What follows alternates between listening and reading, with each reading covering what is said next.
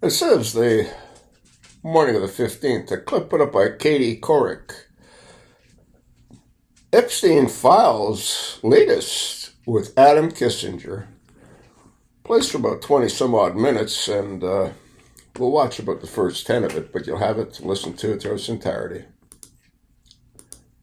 I thought you were ghosting me. No, never. Never.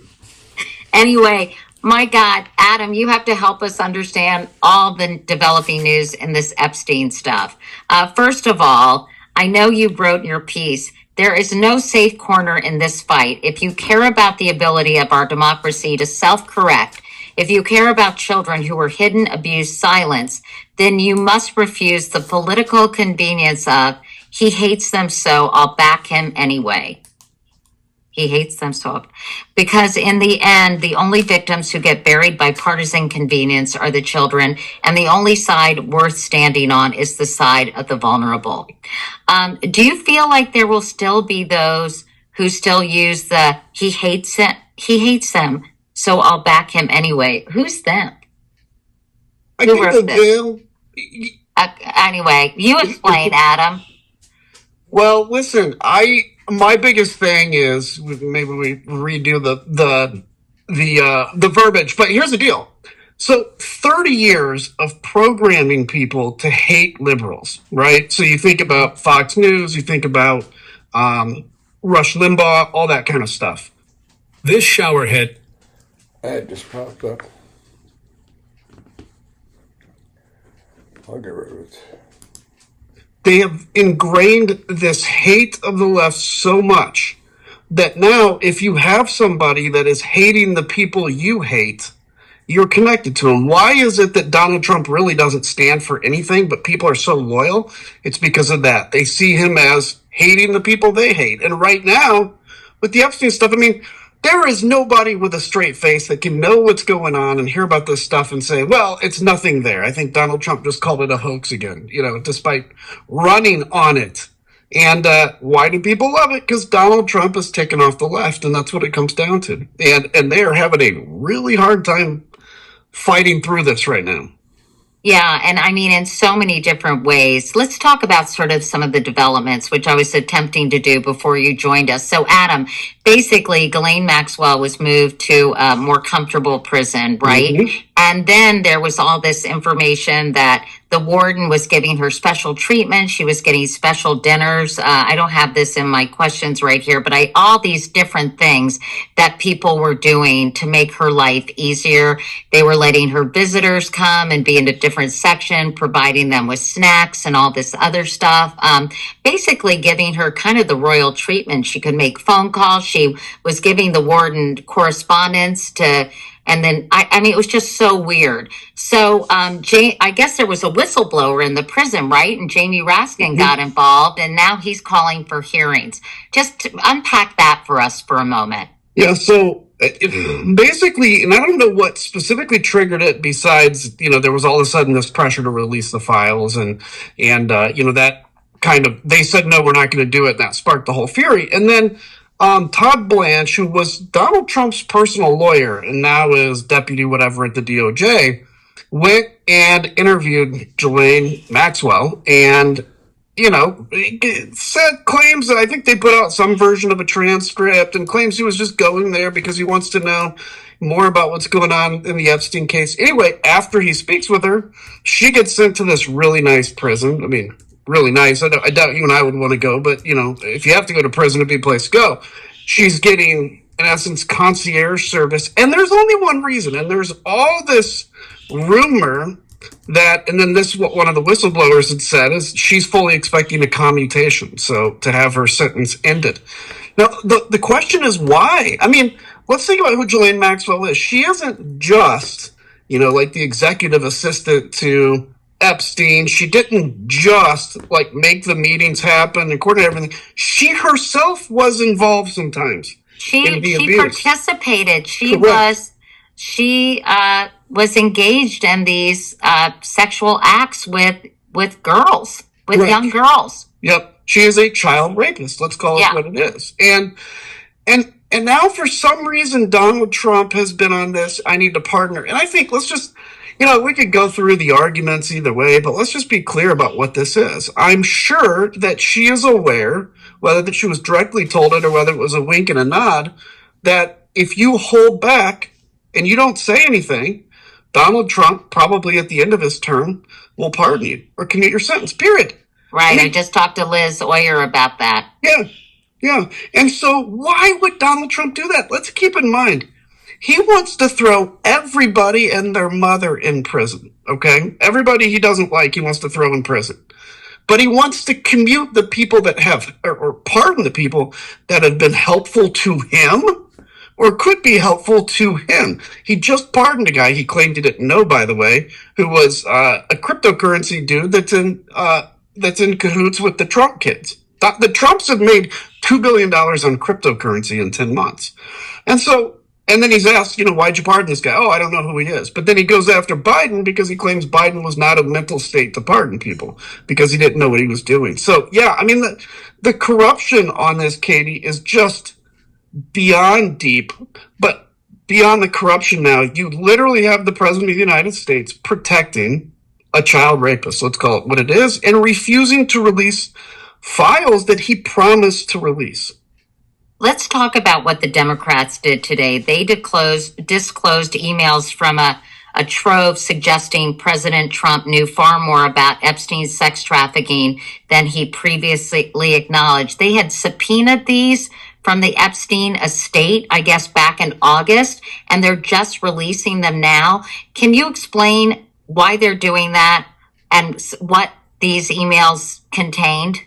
Yeah, I mean, these emails, why they're doing it, I think, is because the Republicans are not having a legitimate hearing on it. They're, have pivoted. Here's, again, the thing I just can't understand. There are good people in the Republicans. I mean, politically, I don't like any of them anymore, but they're good-hearted people like Don Bacon, right? Some of those, Fitzpatrick, why aren't they signing this?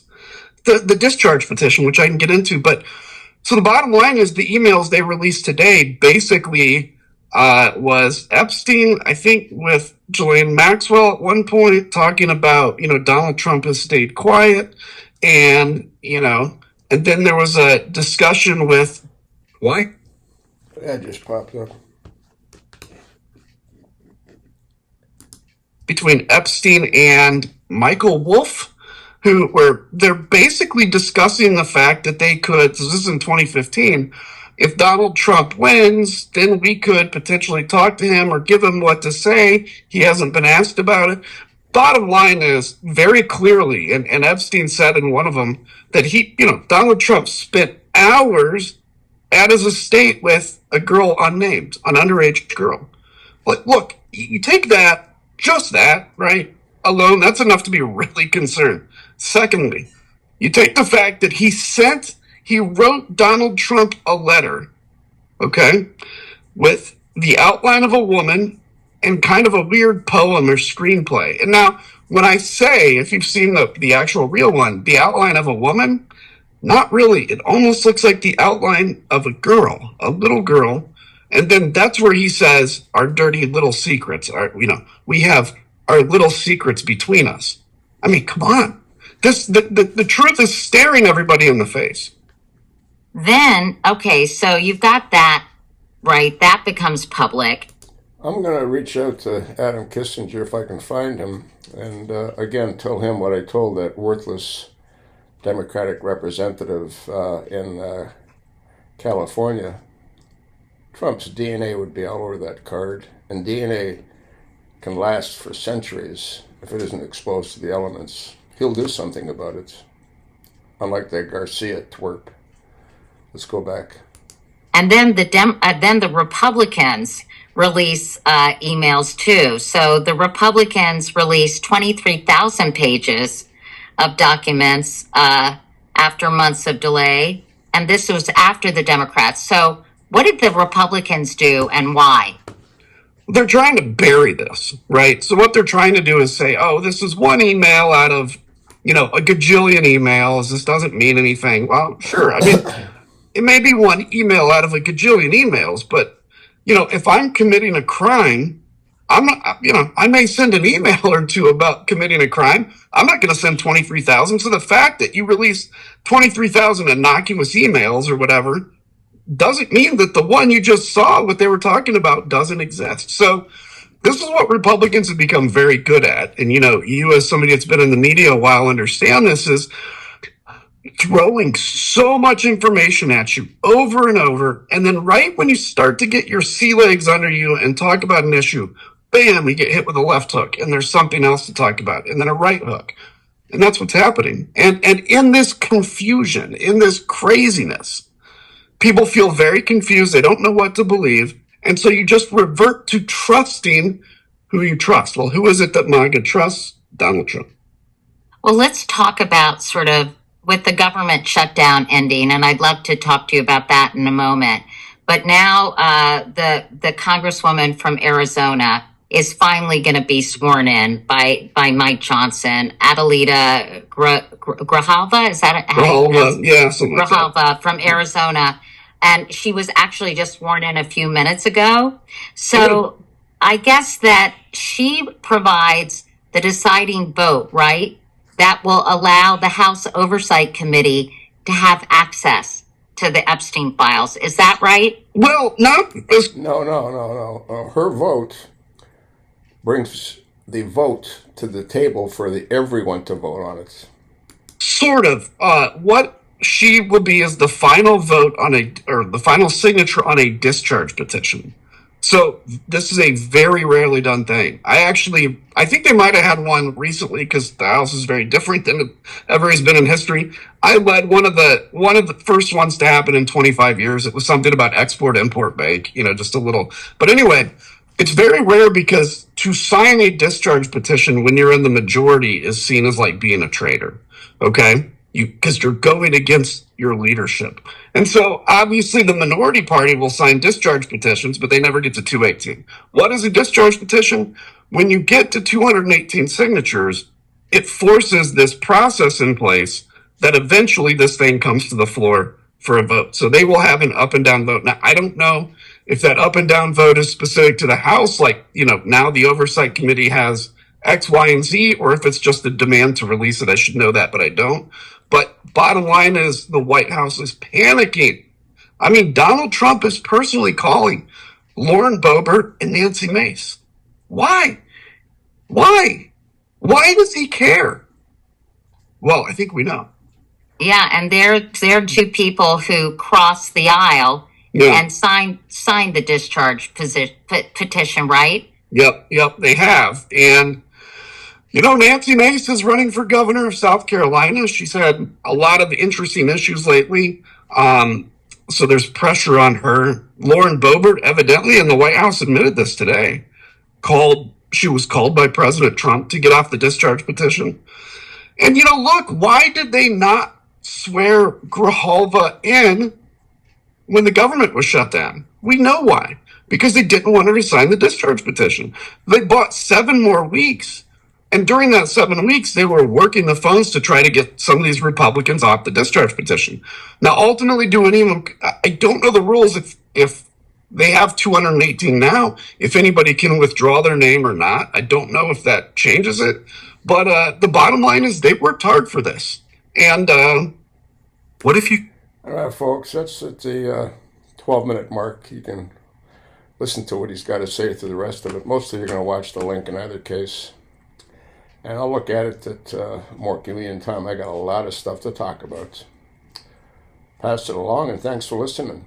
Like I said, I'm going to try to reach out to Kinzinger and see if he's interested in what I have to say about that birthday card and DNA.